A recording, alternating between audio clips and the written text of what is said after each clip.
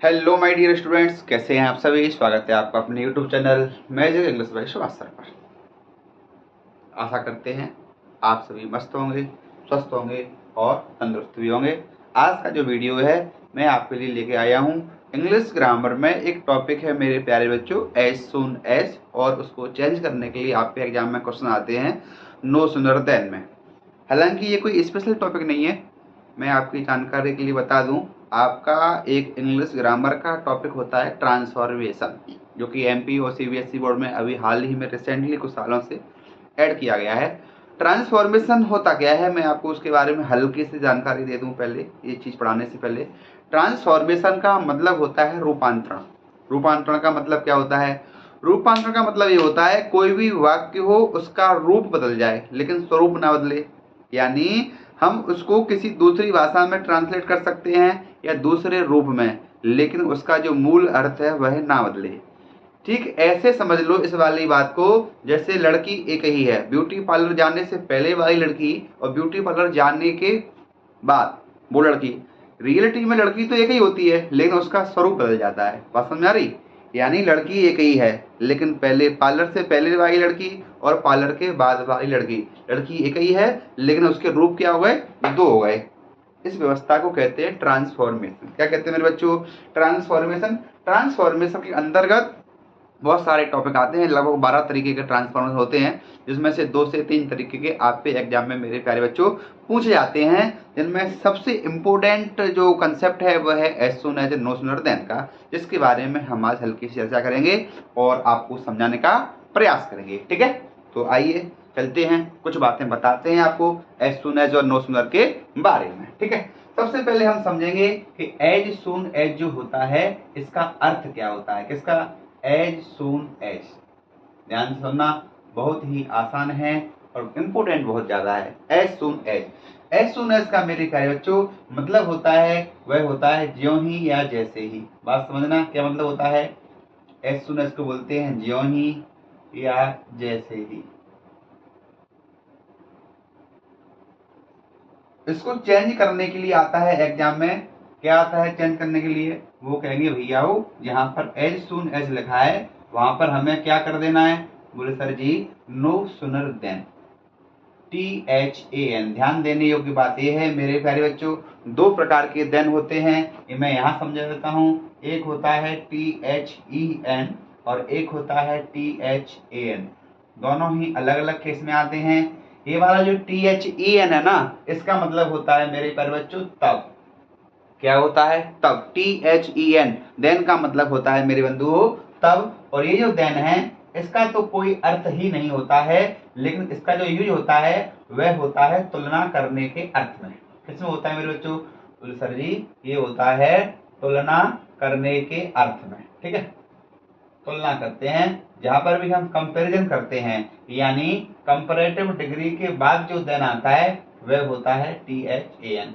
इस बात का विशेष ध्यान रखना, कई बार एग्जाम में THEN और THAN से ही डायरेक्ट क्वेश्चन बन जाता है, तो आप लोगों को कंफ्यूजन होगा। क्योंकि आप देख सकते हो यहाँ पर भाई साहब क्या लिखा है? सुनर। सून का कंपैरिजन का होता है, यानी जो सून माने होता है जल्दी, इसका कंपैरेटिव डिग्री निकालेंगे तो हो जाता है सुनर। क्या हो जाता है मेरे बच्चों? सुनर हो जाता है। और कंपैरेटिव डिग्री के बाद में हमेशा THAN आता है। फिलहाल हमने एक बात समझी, क्या समझी? एज सून एज का मतलब क्या होता है? ज्यों ही या जैसे ही। और नो सूनर देन का मतलब भी ठीक वही होता है। ठीक है, क्योंकि हम क्या पढ़ रहे हैं? ट्रांसफॉर्मेशन हम पढ़ रहे हैं। ट्रांसफॉर्मेशन का एक पार्ट होता है एज सून एज और नो सूनर देन। बात कितनी सी है? बात इतनी सी है मेरे बच्चों, जो एज सून एज होता है यह पॉजिटिव सेंस के लिए आता है और जो नो सूनर देन होता है यह नेगेटिव सेंस को दर्शाता है। पहली बात, इस बात में कोई समस्या? आप कहोगे नहीं सर जी कोई समस्या नहीं है। विशेष फोकस वाली बात जो है कि भाई साहब आपको ये ध्यान रखना है कि THAN आना है या THEN आना है। ठीक है, आप कहोगे बिल्कुल सर जी एग्जाम में आवेगा कैसे, तो मैं आपको बता देता हूँ ये एग्जाम में कैसे आवेगा। एग्जाम में बहुत बढ़िया सा क्वेश्चन आता है। एक क्वेश्चन आएगा कि as soon as I REACH reached home. As soon as I reached home, ज्यों ही मैं घर पहुंचा, my mother started to cry, STARTED, my mother started crying, CRYING। ऐसे देखो, ज्यों ही मैं घर पहुंचा मेरी माताश्री चिल्लाने लगी मुझ पे। ठीक है, आपकी ब्रैकेट में यहाँ एक क्वेश्चन आएगा कि rewrite the sentence using no sooner than. ध्यान देने योग्य बात क्या है? ध्यान देने योग्य बात यह है, नो सूनर हमेशा इकट्ठा आता है और देन है वो ऐसे आता है। अब हम इसका प्रयोग करेंगे आपके सामने, तो आप देख पा रहे होंगे प्रयोग कैसे होगा। कुछ नहीं करना है, बहुत आसान बात है मेरे बंधु। कैसे? देखो ध्यान से, जहां जहां एज सून एज है वहां का आ जाएगा। बोले सर जी वहां पर आ जाएगा नो सूनर। क्या आ जाएगा? No sooner. देखो ध्यान से, जहां एज सून है मेरे बंधुओं वहां आ जाएगा नो सूनर। क्या आ जाएगा? No sooner. पहली स्टेप ध्यान से देखना, जहां एज सून है वहां क्या आ जाएगा? No sooner. क्योंकि नो सूनर क्या है भाई साहब? नेगेटिव सेंस हो गया, तो नेगेटिव में क्या आएगी? Helping verb. तो हमें देखना ये होता है कि ये टेंस कौन सा है। ध्यान से देखेंगे तो आप क्या पाओगे? रीच्ड है, यानी वर्ब की सेकंड फॉर्म है। और मेरे बच्चों वर्ब की सेकंड फॉर्म है, इसका मतलब कौन सा टेंस है? बोले सर जी इसका मतलब पास्ट टेंस है। और पास्ट टेंस की सहायक क्रिया क्या होती है मेरे भैया? आप कहोगे सर जी पास्ट टेंस की सहायक क्रिया डिड होती है। क्या होती है? डिड होती है। बहुत बढ़िया भाई साहब, डिड आ गया। आई का आई आ जाएगा। ज्यों ही डिड आ गई भैया हो, अब वर्ब की फर्स्ट फॉर्म आवेगी REACH। होम का क्या आवेगा? होम। यहाँ पर हल्का सा रुक जाना है। ठीक, अभी हमने क्या किया?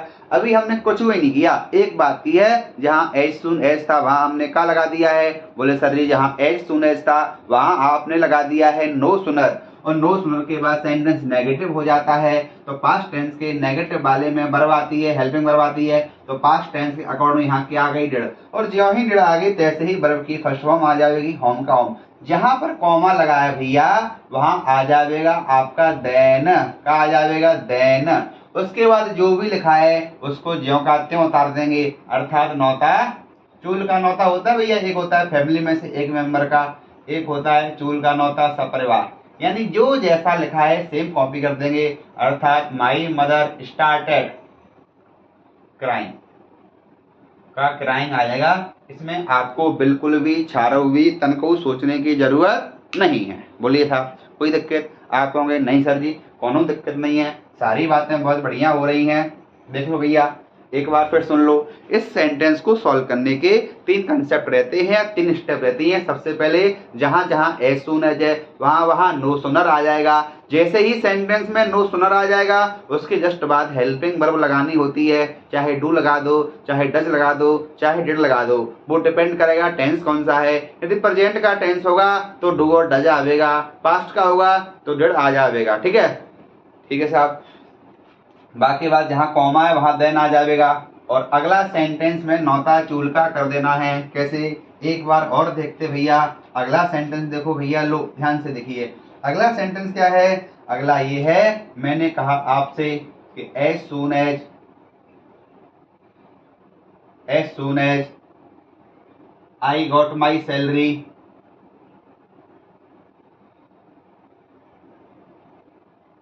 जैसे ही मुझको मेरी सैलरी मिली, as soon as I got my salary I started SPENDING spending it. मैंने खर्च करना शुरू कर दिया। जो ही मुझको भैया सैलरी मिली, हम तैयार थे पहले से ही, और मैंने इसको खर्च करना क्या कर दिया?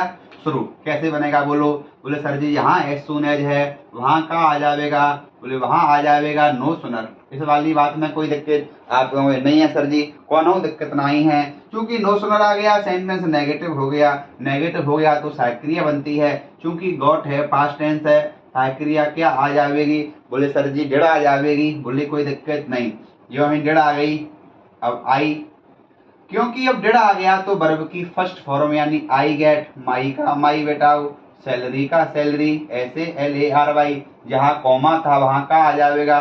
बोले सर जी वहां आ जाएगा देन। बाकी बाद में नौता चूल का है यानी आई का आई, स्टार्टेड का स्टार्टेड, स्पेंडिंग का स्पेंडिंग, और भैया इट का इट। कोई दिक्कत? आप कहोगे नहीं सर जी इसमें तो कोई दिक्कत ही नहीं है, सारी बात क्लियर है। और एक बार निहार लो बेटा, होले होले निहार लो बेटा, कोई दिक्कत हो तो हमको बताइए।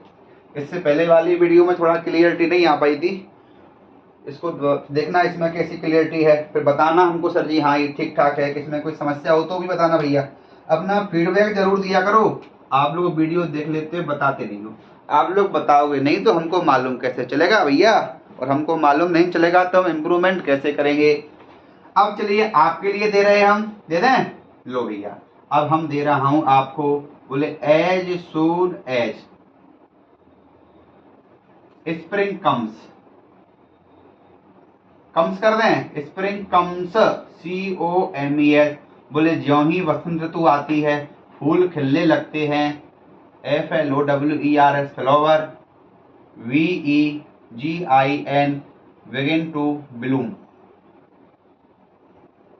इसका मतलब क्या है, ज्यों ही वसंत ऋतु आती है फूल खिलने लगते हैं। सही बात है भैया, बोलो चेंज कैसे होगा, थोड़ा आप प्रयास कर लो। As soon as spring comes, यहाँ पे आपको फोकस देना है, कम्स है यानी प्रेजेंट है, बाकी तो सबसे में बनाने का प्रयास करो, क्योंकि फ्लावर्स था तो यहाँ एस या ES नहीं आई। करिए भैया बनाने का प्रयास करो इसको। As soon as spring comes flower begins to bloom. देखो जरा ध्यान से देखिए भैया कैसे बनेगा, देखो हम बनाते हैं। यहाँ एज सून एज है, वहां का आ जाएगा, बोले सर जी वहां आ जाएगा नो सुनर, क्योंकि कम्स है तो डू डज या डिड में से का आवेगा, डज आवेगा। स्प्रिंग का आवेगा भैया, वो बोले सर जी स्प्रिंग का, तो स्प्रिंग ही आवेगा, यानी नो सुनर डज स्प्रिंग। अब भैया डज आ गई तो का नहीं आवेगा, एस या ES नहीं आएगा। आपको ध्यान हो तो हमने एक कंसेप्ट पढ़ाया था, कंसेप्ट ऑफ घरवाली और बाहर वाली, यहाँ बता देते हैं हम। घरवाली बाहर वाली का कंसेप्ट है, जो कंसेप्ट जो है भैया वो डू डज और डिड, डू डज और डिड।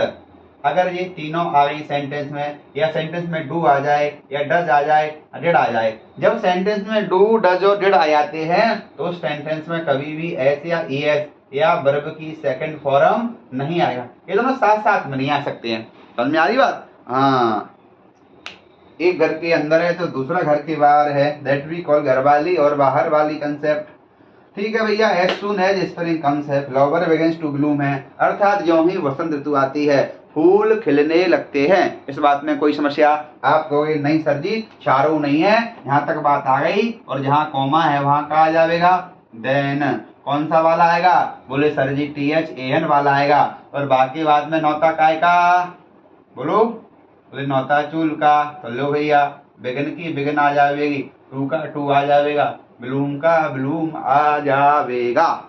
कोई दिक्कत, आप कह रहे हो भैया दिक्कत तो कोनो नहीं है, इतना सरल है तो कैसे काम चलेगा। अब एक हम आपके लिए दे रहे हैं, इसमें ज्यादा कुछ है नहीं है, डिड वाला हो गया, डज वाला हो गया, एक डू वाला एग्जाम्पल और दे देते हैं। हालांकि ये वाले सेंटेंस हेड से भी बनते हैं, लेकिन आपके सिलेबस में इतना ही दिया है इसलिए हेड आ जाएगा, कोई दिक्कत वाली बात नहीं है। यहाँ हेड आएगा तो वर्ब की थर्ड फॉर्म आ जाएगी, इतनी सी बात है, सारी चीजें सेम है। एक डजवा डू वाला और देते हैं, लो जी भैया,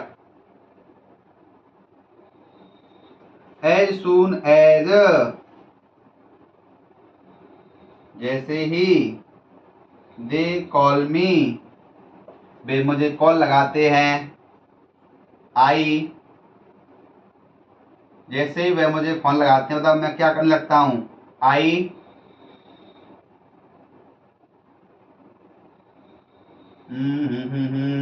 आई स्टार्टेड रीडिंग, आई स्टार्ट कर लो, आई स्टार्ट रीडिंग, हम क्या करने लगता हूँ, हम पढ़ाई शुरू कर देता हूँ। बोले जैसे ही वो मुझे कॉल लगाते हैं आई स्टार्ट रीडिंग, ठीक है मैं पढ़ने लगता हूँ। बोलो भैया कैसे बनेगा, ध्यान से देखो, जहाँ एस सुन है वहां का आ जाएगा, बोलो सर जी नो सुनर आ जाएगा, क्या आ जाएगा नो सुनर। नो सुनर के जस्ट बाद में दे कॉल है, यानी प्रेजेंट इंडेफिनिट टेंस है, और प्रेजेंट इंडेफिनिट के अनुसार या तो डू आवेगा या डज आवेगा।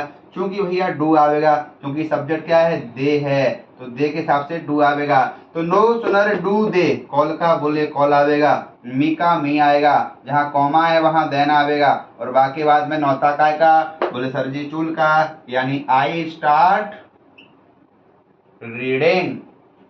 बोलो किसी कोई दिक्कत है। तो ये था आपका कंसेप्ट एज सुन एज से ट्रांसफॉर्म करने का नो सुनर देन में। इन दोनों ही सेंटेंस का सेंस सेम रहता है, बस कंसेप्ट को यानी सेंटेंस को चेंज करने का ये तरीका था। यहाँ तक कोई दिक्कत हो तो आप लोग हमको बता सकते हो। एक क्वेश्चन हम आपको दे रहे हैं, ध्यान से इसको सॉल्व जरूर करना, कमेंट बॉक्स में आप लोग अपना अपना आंसर डालना, ठीक है। क्या क्वेश्चन है? क्वेश्चन ये बेटाओ, as soon as I saw her, जैसे ही मैंने उसको देखा, शी बिगेन टू स्माइल। ठीक है भैया, as soon as I saw her, ज्यों ही मैंने उसको देखा वह मुस्कुराने लगी। ठीक है भैया, इसका आपको नो सुनर देन में चेंज करके बहुत बढ़िया से आंसर रिप्लाई करना है, ठीक है। हाँ, और आंसर में अपना नाम जरूर डाल दिया करेंगे, सर जी हम फलाने सिंह हैं, जिससे हमको पता तो लग जाएगा कौन से बालक ने आंसर दिया है, ठीक है। ओके भैया, ठीक है। यहाँ तक की चीजें आप लोग समझो, आराम से कॉपी करो, नोट्स बनाओ, कोई डाउट हो तो हमको जरूर बताओ। Okay, bye, tata, take care.